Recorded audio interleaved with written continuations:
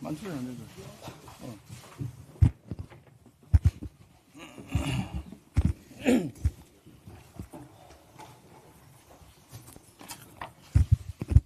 예, 안녕하십니까. 새로 국민의힘 원내대표로 선출된 송은석입니다.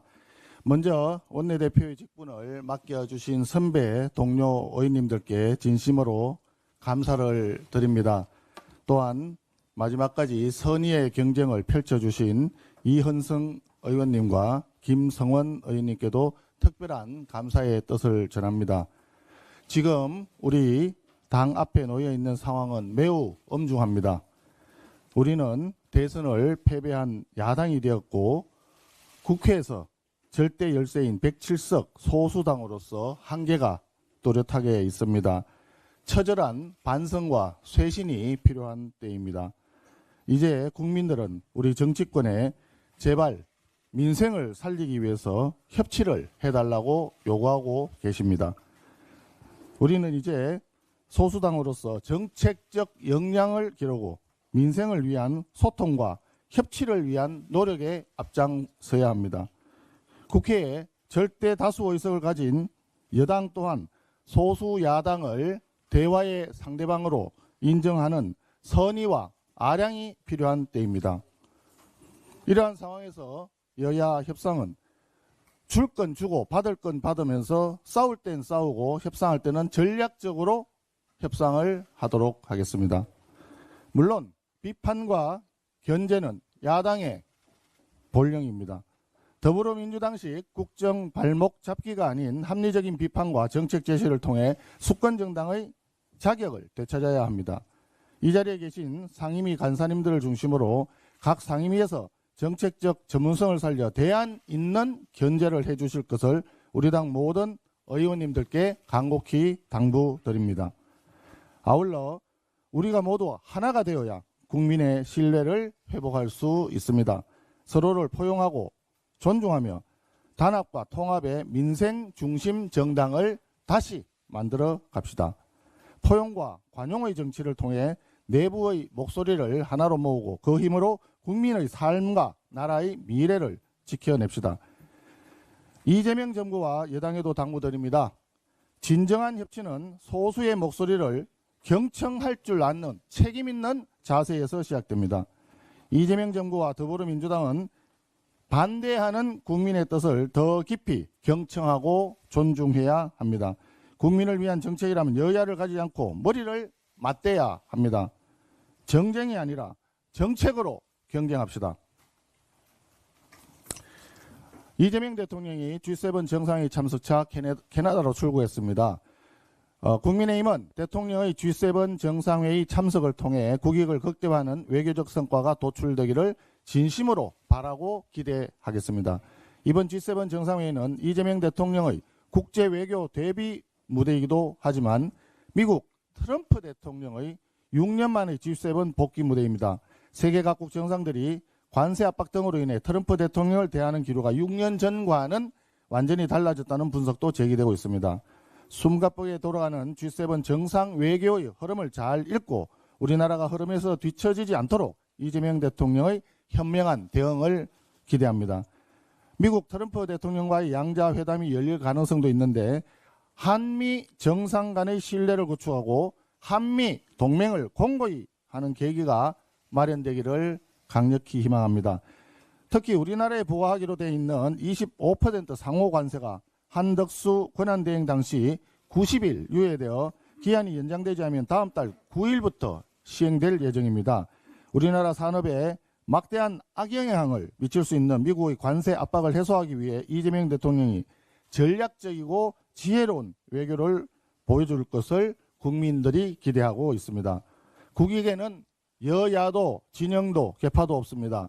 이재명 정부는 그동안 미국 측과 치열하게 협상해온 전임 정부 강요들의 경험도 관세 문제 해결을 위한 소중한 자산으로 활용하는 지혜를 발휘하길 당부드립니다. 국익을 위한 외교라면 야당으로서 국민의힘도 적극 협조하겠습니다. 혁신이 관련하는 말씀드리겠습니다. 당의 신속하고 파격적인 쇄신을 위해 혁신위원회 구성을 조속히 추진하겠습니다.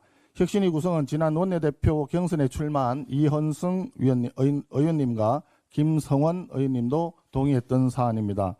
혁신위는 김용태 비대위원장이 제안한 5대 개혁안을 포함하여 당의 전반적인 시스템 개혁까지 포함하는 구조개혁을 논의하고 당내 의견을 두루 수렴하는 개혁안을 준비할 것입니다. 혁신의 목표는 다시 전국 정당으로 나아가는 것입니다. 핵심은 수도권 민심의 복원입니다.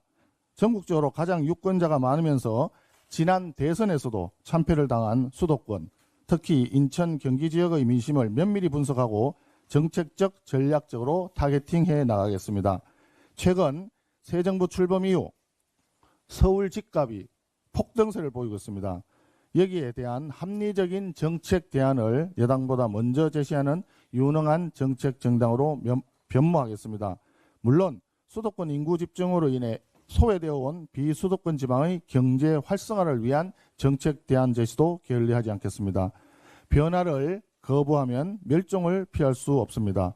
우리 국민의힘은 국민과 함께 혁신위를 통해 생존을 위한 변화와 쇄신을 추진하겠습니다.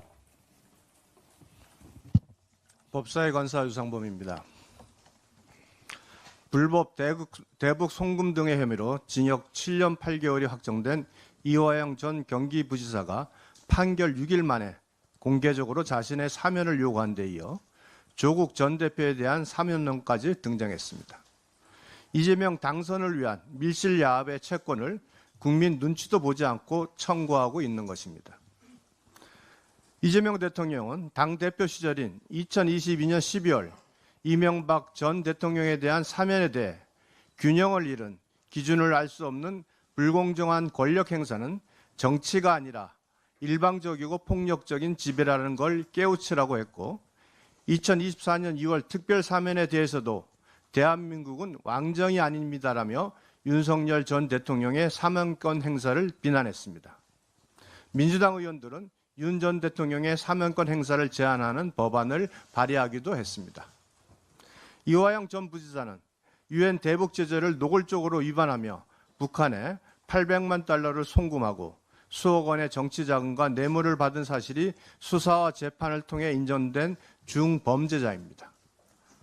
대북 송금을 도지사에게 보고했다는 진술을 번복하기 위해 검사가 연어 술밭들을 열어 회유 및 조작 수사를 벌였다고 허위선동하며 형사사법제도의 신뢰를 훼손하는 행태를 자행했습니다. 겉으로는 공정과 정의를 외쳤던 조국 전 대표는 자기 자식들에게 아빠 찬스로 온갖 특혜를 남발해 국민적 공분을 샀던 자로 입시비리 직권남용으로 징역 2년을 선고받고 수감된 지 고작 6개월 지났습니다. 조국 혁신당은 더 일찍 다시 만날 조국 포스터와 함께 대선 주자 없이 민주당과 전략적 관계를 보이며 이재명의 당선에 일조했다고 주장하고 있습니다. 두 사람은 유죄가 확정되고도 검찰 독재 정권의 사법 탄압 피해자 운운하며 대한민국 형사사법 체계를 부정하는 발언을 남발해 왔습니다. 이화영의 사면 요구는 대선 승리를 위한 침묵에 대한 보상 요구이며 조국 사면 요구는 추악한 정치 거래에 따른 요구에 불과합니다. 이들에 대한 특별 사면 여부는 이재명 대통령이 과거 비난했던 일방적이고 폭력적인 지배를 자행할지 왕의 은총을 내리는 셀프 면죄부를 남발하는 독재를 할지 판단할 시금석이 될 것입니다.